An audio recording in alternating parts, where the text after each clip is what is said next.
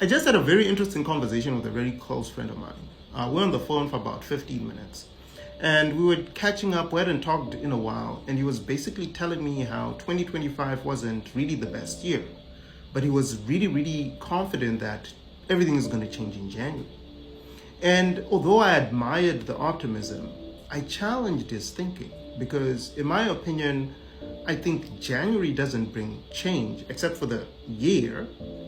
What January actually brings in terms of your goals, it reveals if you're prepared or not, right?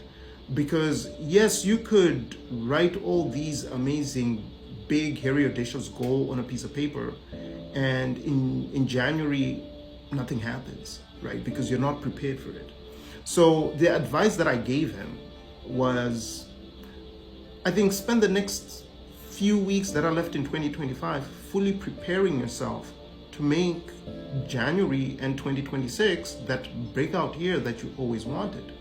Because if you don't prepare, you're essentially planning to fail, right? Because the date change is not really gonna change the system or the action or the habits or routines that you have. But if you spend the time in really planning and preparing and developing a system that you can then apply small, consistent action over time, that compounded effort is what's gonna make January and 2026 a better year.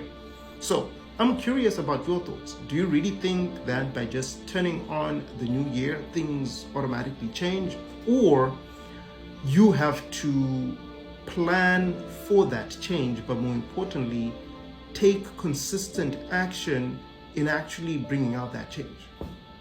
I don't know. I thought I would ask and share. So let me know in the comments what you think. I'm a believer that action takers are money makers. So the action that you're going to take between now and whenever that goal is achieved, it's what's going to determine the outcome that you're going to see, not just the calendar changing from 2025 to 2026. Let me know in the comments.